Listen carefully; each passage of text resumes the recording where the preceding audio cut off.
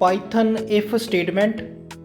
Python if statement is one of the most commonly used conditional statement in programming languages. It decides whether certain statements need to be executed or not. It checks for a given condition. If the condition is true, then the set of code present inside the if block will be executed, otherwise not. ਹੋਰਨਾਂ programming languages ਦੀ ਤਰ੍ਹਾਂ Python ਦੇ ਵਿੱਚ ਵੀ if statement ਹੁੰਦੀ ਹੈ ਜਿਹੜੀ ਕਿ ਆਮ ਤੌਰ 'ਤੇ ਕੰਡੀਸ਼ਨਲ ਸਟੇਟਮੈਂਟ ਦੇ ਤੌਰ 'ਤੇ ਕੰਮ ਕਰਦੀ ਹੈ। ਇਫ ਕੀਵਰਡ ਦੇ ਨਾਲ ਸਾਡੇ ਕੋਲ ਇੱਕ ਟੈਸਟ ਕੰਡੀਸ਼ਨ ਹੁੰਦੀ ਹੈ। ਜੇਕਰ ਟੈਸਟ ਕੰਡੀਸ਼ਨ ਟਰੂ ਹੋ ਜਾਂਦੀ ਹੈ ਤਾਂ ਇਫ ਦੇ ਨਾਲ ਵਾਲਾ ਬਲਾਕ ਜਿਹੜਾ ਹੈ ਉਹ ਕਾਰਜਸ਼ੀਲ ਹੋ ਜਾਂਦਾ ਹੈ। ਜੇਕਰ ਇਫ ਦੇ ਨਾਲ ਦਿੱਤੀ ਹੋਈ ਕੰਡੀਸ਼ਨ ਟਰੂ ਨਹੀਂ ਹੁੰਦੀ ਤਾਂ ਇਫ ਦੇ ਨਾਲ ਵਾਲਾ ਬਲਾਕ ਕਾਰਜਸ਼ੀਲ ਨਹੀਂ ਹੁੰਦਾ। ਤਾਂ ਜਿਹੜੀ ਇਹ ਕੰਡੀਸ਼ਨ ਹੁੰਦੀ ਹੈ ਇਹ ਲੌਜੀਕਲ ਕੰਡੀਸ਼ਨ ਜਿਨ੍ਹਾਂ ਨੂੰ ਅਸੀਂ ਕਹਿ ਦਿੰਦੇ ਹਾਂ, ਇਸ ਦੇ ਵਿੱਚ ਜ਼ਿਆਦਾਤਰ less than, greater than, less than equal to, greater than equal to, not equal to, true false ਵਾਲੀਆਂ ਕੰਡੀਸ਼ਨਾਂ ਹੀ ਦਿੱਤੀਆਂ ਜਾਂਦੀਆਂ ਹਨ। ਜੇਕਰ ਦਿੱਤੀ ਹੋਈ ਕੰਡੀਸ਼ਨ ਟਰੂ ਹੋ ਜਾਵੇ ਤਾਂ ਇਫ ਦਾ ਬਲਾਕ ਐਗਜ਼ੀਕਿਊਟ ਹੁੰਦਾ ਹੈ। ਜੇਕਰ ਦਿੱਤੀ ਹੋਈ ਕੰਡੀਸ਼ਨ ਟਰੂ ਨਾ ਹੋਵੇ ਤਾਂ ਇਫ ਦਾ ਬਲਾਕ ਐਗਜ਼ੀਕਿਊਟ ਨਹੀਂ ਹੁੰਦਾ। ਇਫ ਸਟੇਟਮੈਂਟ ਦੇ ਨਾਲ ਜ਼ਿਆਦਾਤਰ ਰਿਲੇਸ਼ਨਲ ਓਪਰੇਟਰਸ ਹੀ ਵਰਤੇ ਜਾਂਦੇ ਹਨ, ਜਿਵੇਂ ਕਿ ਮੈਂ ਤੁਹਾਨੂੰ ਪਹਿਲਾਂ ਵੀ ਦੱਸਿਆ ਹੈ, equal to, not equal to, less than, greater than, less than equal to, greater than equal to, ਔਰ ਲੌਜੀਕਲ ਐਕਸਪ੍ਰੈਸ਼ਨ ਹੀ ਜ਼ਿਆਦਾਤਰ ਸਾਡੇ ਕੋਲ ਹੁੰਦੇ ਹਨ ਜਿਨ੍ਹਾਂ ਦਾ ਰਿਜ਼ਲਟ ਸਾਡੇ ਕੋਲ ਟਰੂ ਜਾਂ ਫਾਲਸ ਹੁੰਦਾ ਹੈ ਅਤੇ ਦਿੱਤੀ ਹੋਈ ਕੰਡੀਸ਼ਨ ਦੇ ਹਿਸਾਬ ਨਾਲ ਹੀ ਬਲਾਕ ਆਫ ਸਟੇਟਮੈਂਟਸ ਜਿਹੜੀਆਂ ਹਨ ਉਹ ਐਗਜ਼ੀਕਿਊਟ ਹੁੰਦੀਆਂ ਹਨ।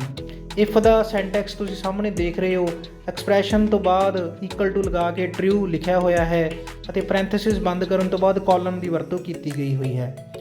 ਪਾਈਥਨ ਦੇ ਵਿੱਚ ਇਫ ਦੇ ਨਾਲ ਹਮੇਸ਼ਾ ਕੋਲਨ ਲੱਗਦਾ ਹੈ। ਹੋਰਨਾਂ ਭਾਸ਼ਾਵਾਂ ਦੇ ਵਿੱਚ, ਹੋਰਨਾਂ ਪ੍ਰੋਗਰਾਮਿੰਗ ਲੈਂਗੁਏਜਸ ਦੇ ਵਿੱਚ ਇਫ ਦੇ ਨਾਲ ਸੈਮੀ ਕੋਲਨ ਜਾਂ ਕੋਲਨ ਦੀ ਵਰਤੋਂ ਨਹੀਂ ਕੀਤੀ ਜਾਂਦੀ।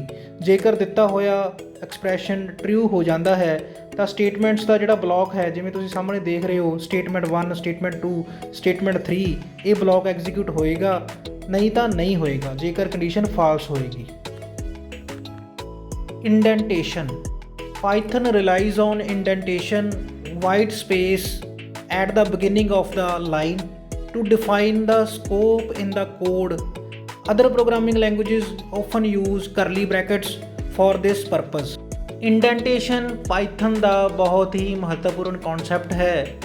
Python ਦੀ ਜਿਹੜੀ if ਸਟੇਟਮੈਂਟ ਹੈ ਜਾਂ ਬਲਾਕ ਆਫ ਸਟੇਟਮੈਂਟ ਨੂੰ ਜਦੋਂ ਅਸੀਂ ਰੀਪ੍ਰਜੈਂਟ ਕਰਨਾ ਹੈ ਤਾਂ ਪਾਈਥਨ ਪ੍ਰੋਗਰਾਮਿੰਗ ਲੈਂਗੁਏਜ ਇੰਡੈਂਟੇਸ਼ਨ 'ਤੇ ਨਿਰਭਰ ਕਰਦੀ ਹੈ। ਇੰਡੈਂਟੇਸ਼ਨ ਹਮੇਸ਼ਾ ਸਟੇਟਮੈਂਟਸ ਦਾ ਸਕੋਪ ਦੱਸਦਾ ਹੈ ਕਿ ਅਗਰ ਅਸੀਂ ਇਫ ਯੂਜ਼ ਕਰਦੇ ਹਾਂ, ਵਾਈਲ ਜਾਂ ਫੋਰ, ਕੋਈ ਵੀ ਕੰਡੀਸ਼ਨਲ ਸਟੇਟਮੈਂਟ ਯੂਜ਼ ਕਰਦੇ ਹਾਂ ਤਾਂ ਦਿੱਤੀ ਹੋਈ ਕੰਡੀਸ਼ਨ ਦੇ ਨਾਲ ਅਸੀਂ ਕਿਹੜੀਆਂ ਸਟੇਟਮੈਂਟਾਂ ਨੂੰ ਲੈਣਾ ਹੈ, ਕਿਹੜੀਆਂ ਨੂੰ ਛੱਡਣਾ ਹੈ, ਇੰਡੈਂਟੇਸ਼ਨ ਦੇ ਰਾਹੀਂ ਉਹਨਾਂ ਨੂੰ ਦੱਸਿਆ ਜਾਂਦਾ ਹੈ ਜਾਂ ਉਹਨਾਂ ਨੂੰ ਦਰਸਾਇਆ ਜਾਂਦਾ ਹੈ। ਹੋਰਨਾਂ ਪ੍ਰੋਗਰਾਮਿੰਗ ਭਾਸ਼ਾਵਾਂ ਦੇ ਅੰਦਰ ਅਸੀਂ ਇਸ ਪਰਪਸ ਨੂੰ ਪੂਰਾ ਕਰਨ ਲਈ ਕਰਲੀ ਬ੍ਰੈਕਟਸ ਦਾ ਪ੍ਰਯੋਗ ਕਰਦੇ ਹਾਂ, ਜਿਵੇਂ C ਜਾਂ C++ ਦੇ ਅੰਦਰ ਕਰਲੀ ਬ੍ਰੈਕਟ ਵਰਤੀਆਂ ਜਾਂਦੀਆਂ ਹਨ।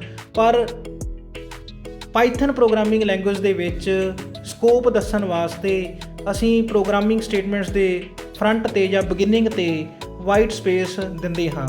ਇਹ ਵਾਈਟ ਸਪੇਸ ਟੈਬ ਦੀ ਵਰਤੋਂ ਕਰਕੇ ਵੀ ਦਿੱਤੀ ਜਾ ਸਕਦੀ ਹੈ ਅਗਰ ਅਸੀਂ ਪ੍ਰੋਗਰਾਮ ਨੂੰ ਸਕ੍ਰਿਪਟ ਮੋਡ ਦੇ ਵਿੱਚ ਦਰਸਾਉਂਦੇ ਹਾਂ। ਜੇਕਰ ਪ੍ਰੋਗਰਾਮ ਦੀ ਵਰਤੋਂ ਅਸੀਂ ਸ਼ੈੱਲ ਪ੍ਰੋਂਪਟ 'ਤੇ ਕਰ ਰਹੇ ਹਾਂ, ਸਟੇਟਮੈਂਟਾਂ ਨੂੰ ਲਿਖ ਰਹੇ ਹਾਂ ਸ਼ੈੱਲ ਪ੍ਰੋਂਪਟ 'ਤੇ, ਤਾਂ ਇਹ ਜਿਹੜੀ ਇੰਡੈਂਟੇਸ਼ਨ ਹੈ ਇਹ ਆਟੋਮੈਟਿਕ ਹੋ ਜਾਂਦੀ ਹੈ। ਆਪਣੀ ਸਕਰੀਨ 'ਤੇ ਤੁਸੀਂ ਇੱਕ ਐਗਜ਼ਾਮਪਲ ਦੇਖੋ। A ਨੂੰ 5 ਵੈਲਿਊ ਅਸਾਈਨ ਕੀਤੀ ਹੈ, ਉਸ ਤੋਂ ਬਾਅਦ ਇਫ ਕੰਡੀਸ਼ਨ ਦਿੱਤੀ ਹੈ A ਗ੍ਰੇਟਰ ਦੈਨ 5 ਅਤੇ ਉਸ ਤੋਂ ਬਾਅਦ ਅਸੀਂ ਪ੍ਰਿੰਟ ਫੰਕਸ਼ਨ ਦੀ ਵਰਤੋਂ ਕੀਤੀ ਹੈ। ਤੁਸੀਂ ਗੌਰ ਫਰਮਾਓ ਕਿ ਪ੍ਰਿੰਟ ਤੋਂ ਪਹਿਲਾਂ ਅਸੀਂ ਵਾਈਟ ਸਪੇਸ ਦੀ ਵਰਤੋਂ ਨਹੀਂ ਕੀਤੀ, ਭਾਵ ਇੰਡੈਂਟੇਸ਼ਨ ਜਿਹੜੀ ਹੈ ਉਹ ਮਿਸਿੰਗ ਹੈ। ਜਦੋਂ ਅਸੀਂ ਇਸ ਪ੍ਰੋਗਰਾਮ ਨੂੰ ਐਗਜ਼ੀਕਿਊਟ ਕਰਾਂਗੇ ਤਾਂ ਸਾਡੇ ਕੋਲ ਸੈਂਟੈਕਸ ਐਰਰ ਡਿਸਪਲੇ ਹੋਏਗੀ, ਕਿਉਂਕਿ ਜਦੋਂ ਅਸੀਂ ਇਫ ਨੂੰ ਵਿਦਾਊਟ ਇੰਡੈਂਟੇਸ਼ਨ ਲਿਖਦੇ ਹਾਂ ਤਾਂ ਹਮੇਸ਼ਾ ਹੀ ਸੈਂਟੈਕਸ ਐਰਰ ਡਿਸਪਲੇ ਹੁੰਦੀ ਹੈ। ਜਦੋਂ ਵੀ ਕਿਸੇ ਕੰਡੀਸ਼ਨਲ ਸਟੇਟਮੈਂਟ ਦੇ ਨਾਲ, ਜਿਵੇਂ ਇਫ ਦੇ ਨਾਲ ਕੋਈ ਬਲਾਕ ਆਫ ਸਟੇਟਮੈਂਟ ਲਿਖਿਆ ਜਾਂਦਾ ਹੈ ਅਤੇ ਉਹਨਾਂ ਦੇ ਨਾਲ ਇੰਡੈਂਟੇਸ਼ਨ ਦੀ ਵਰਤੋਂ ਨਹੀਂ ਕੀਤੀ ਜਾਂਦੀ ਤਾਂ ਇੰਟਰਪ੍ਰੇਟਰ ਦੁਆਰਾ ਸੈਂਟੈਕਸ ਐਰਰ ਡਿਸਪਲੇ ਕੀਤੀ ਜਾਂਦੀ ਹੈ।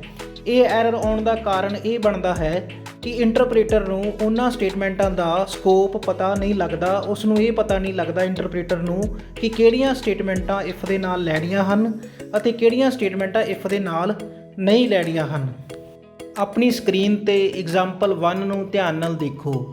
ਅਸੀਂ ਇੱਕ a ਵੈਰੀਏਬਲ ਲਿੱਤਾ ਹੋਇਆ ਹੈ, ਉਸ ਨੂੰ 5 ਵੈਲਿਊ ਅਸਾਈਨ ਕੀਤੀ ਹੈ। ਉਸ ਤੋਂ ਬਾਅਦ ਅਸੀਂ ਇੱਕ ਇਫ ਕੰਡੀਸ਼ਨ ਦਿੱਤੀ ਹੈ, ਇਫ a ਗ੍ਰੇਟਰ ਦੈਨ 5। ਉਸ ਤੋਂ ਬਾਅਦ ਪ੍ਰਿੰਟ ਇੱਕ ਫੰਕਸ਼ਨ ਯੂਜ਼ ਕੀਤਾ ਹੈ।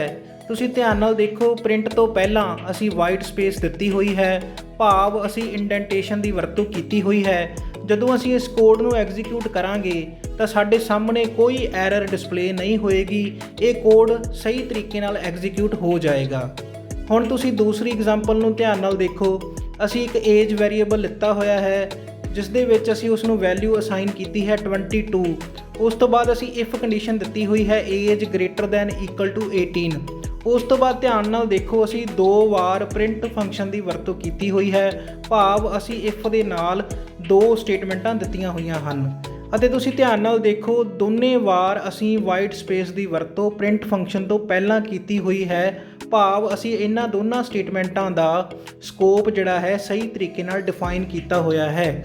ਜਦੋਂ ਇੰਟਰਪ੍ਰੇਟਰ ਦੁਆਰਾ ਇਹ ਦੋਵੇਂ ਸਟੇਟਮੈਂਟਾਂ ਐਗਜ਼ੀਕਿਊਟ ਕੀਤੀਆਂ ਜਾਣਗੀਆਂ ਟੈਸਟ ਕੰਡੀਸ਼ਨ ਟਰੂ ਹੋਣ ਤੋਂ ਬਾਅਦ, ਤਾਂ ਸਾਡੇ ਕੋਲੇ ਸਹੀ ਨਤੀਜਾ ਆ ਜਾਵੇਗਾ, ਭਾਵ ਇੰਟਰਪ੍ਰੇਟਰ ਨੂੰ ਇਹਨਾਂ ਦੋਨਾਂ ਸਟੇਟਮੈਂਟਾਂ ਦਾ ਸਕੋਪ ਜਿਹੜਾ ਹੈ ਉਹ ਕਲੀਅਰ ਹੋ ਰਿਹਾ ਹੈ।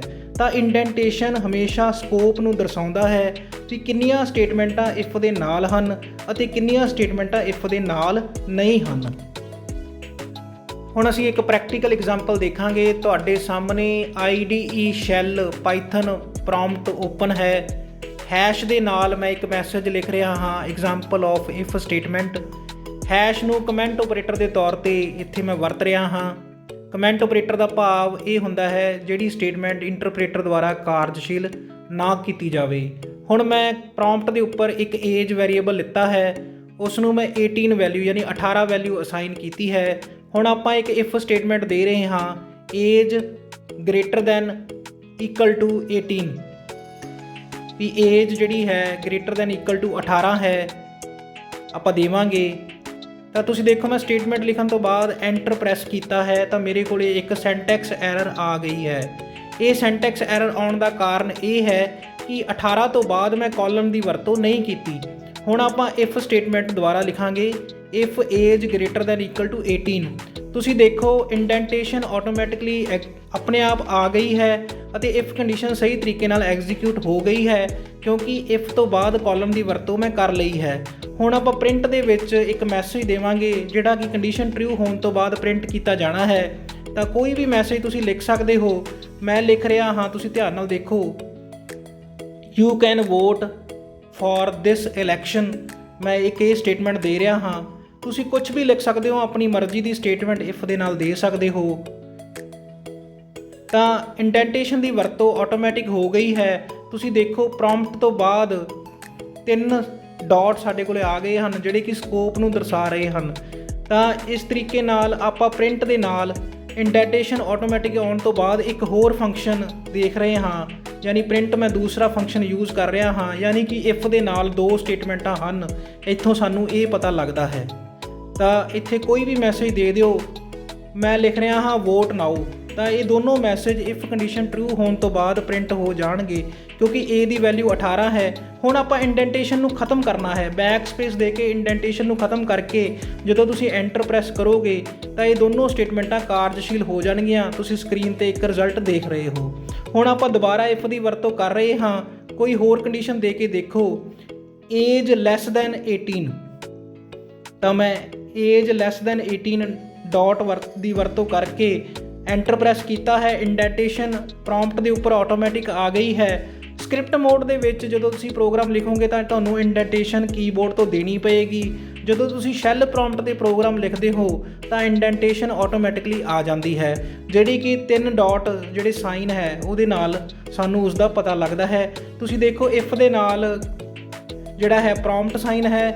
ਜਦੋਂ ਅਸੀਂ ਪ੍ਰਿੰਟ ਫੰਕਸ਼ਨ ਦੀ ਵਰਤੋਂ ਕਰ ਰਹੇ ਹਾਂ ਤਾਂ ਸਾਡੇ ਕੋਲੇ ਉਸ ਤੋਂ ਪਹਿਲਾਂ 3 ਡਾਟ ਹਨ, ਯਾਨੀ ਪ੍ਰੋਂਪਟ ਦੇ ਵੱਲ ਧਿਆਨ ਨਾਲ ਦੇਖੋ ਤਾਂ ਆਟੋਮੈਟਿਕਲੀ ਜਿਹੜਾ ਹੈ ਸਕੋਪ ਦਰਸਾਇਆ ਜਾ ਰਿਹਾ ਹੈ। ਜਿਹੜੀ ਸੈਕਿੰਡ ਕੰਡੀਸ਼ਨ ਹੈ ਲੈਸ ਦੈਨ 18 ਹੈ ਤਾਂ ਉਹ ਪ੍ਰਿੰਟ ਨਹੀਂ ਹੋਈ। ਉਸ ਦਾ ਕਾਰਨ ਹੈ ਕਿ ਕੰਡੀਸ਼ਨ ਜਿਹੜੀ ਹੈ ਲੈਸ ਦੈਨ 18 ਹੈ, ਪਰ ਏਜ ਦੇ ਵਿੱਚ ਵੈਲਿਊ ਕਿਹੜੀ ਹੈ ਸਾਡੇ ਕੋਲੇ 18 ਹੈ। 18 ਹਮੇਸ਼ਾ 18 ਦੇ ਬਰਾਬਰ ਹੀ ਹੁੰਦਾ ਹੈ, ਛੋਟਾ ਨਹੀਂ ਹੁੰਦਾ। ਹੁਣ ਅਸੀਂ ਇੱਕ ਨਵੀਂ ਕੰਡੀਸ਼ਨ ਦੇ ਕੇ ਦੇਖਦੇ ਹਾਂ। ਏਜ ਨੂੰ ਅਸੀਂ ਨਵੀਂ ਵੈਲਿਊ ਅਸਾਈਨ ਕਰ ਦਿੱਤੀ ਹੈ 16, ਯਾਨੀ ਕਿ ਪਹਿਲਾਂ ਵਾਲੀ ਵੈਲਿਊ ਖਤਮ ਹੋ ਗਈ ਹੈ। ਹੁਣ ਅਸੀਂ ਏਜ ਲੈਸ ਦੈਨ 18 ਵਾਲੀ ਕੰਡੀਸ਼ਨ ਦੁਬਾਰਾ ਦੇਵਾਂਗੇ ਤਾਂ ਤੁਸੀਂ ਦੇਖੋ ਪ੍ਰਿੰਟ ਦੇ ਵਿੱਚ ਇੰਡੈਂਟੇਸ਼ਨ ਆਟੋਮੈਟਿਕ ਆਉਣ ਤੋਂ ਬਾਅਦ ਅਸੀਂ ਉਹੀ ਸਟੇਟਮੈਂਟ ਦੁਬਾਰਾ ਲਿਖ ਰਹੇ ਹਾਂ ਕਿ ਯੂ ਕਾਂਟ ਵੋਟ, ਯਾਨੀ ਕਿ ਤੁਸੀਂ ਵੋਟ ਨਹੀਂ ਦੇ ਸਕਦੇ। ਇਹ ਸਟੇਟਮੈਂਟ ਲਿਖੋ ਅਤੇ ਇੰਡੈਂਟੇਸ਼ਨ ਨੂੰ ਖਤਮ ਕਰਨ ਤੋਂ ਬਾਅਦ ਜਦੋਂ ਇਹ ਸਟੇਟਮੈਂਟ ਅਸੀਂ ਕਾਰਜਸ਼ੀਲ ਕਰਾਂਗੇ ਤਾਂ ਇਹ ਸਟੇਟਮੈਂਟ ਕਾਰਜਸ਼ੀਲ ਹੋ ਜਾਏਗੀ। ਤਾਂ ਤੁਸੀਂ ਧਿਆਨ ਨਾਲ ਦੇਖੋ, ਇਫ ਏਜ ਲੈਸ ਦੈਨ 18 ਅਸੀਂ ਬੈਕ ਸਪੇਸ ਨਾਲ ਇੰਡੈਂਟੇਸ਼ਨ ਨੂੰ ਖਤਮ ਕਰਨਾ ਹੈ ਤਾਂ ਯੂ ਕਾਂਟ ਵੋਟ ਤੁਹਾਡੇ ਸਾਹਮਣੇ ਡਿਸਪਲੇ ਹੋ ਗਿਆ ਹੈ। ਤਾਂ ਹਮੇਸ਼ਾ ਯਾਦ ਰੱਖੋ, ਜਿਹੜੀ ਇੰਡੈਂਟੇਸ਼ਨ ਆਟੋਮੈਟਿਕਲੀ ਇਫ ਤੋਂ ਬਾਅਦ ਆਉਂਦੀ ਹੈ ਉਸ ਨੂੰ ਬੈਕ ਸਪੇਸ ਦੇਣ ਤੋਂ ਬਾਅਦ ਖਤਮ ਕਰਨਾ ਜ਼ਰੂਰੀ ਹੈ। ਜੇਕਰ ਤੁਸੀਂ ਨਹੀਂ ਖਤਮ ਕਰੋਗੇ ਤਾਂ ਉਹ ਉਹਨਾਂ ਸਟੇਟਮੈਂਟਾਂ ਨੂੰ ਇਫ ਦੇ ਨਾਲ ਮੰਨ ਲਏਗਾ। ਮੈਨੂੰ ਉਮੀਦ ਹੈ ਤੁਹਾਨੂੰ ਸਾਰਾ ਕੋਡ ਚੰਗੀ ਤਰ੍ਹਾਂ ਸਮਝ ਆ ਗਿਆ ਹੋਵੇਗਾ।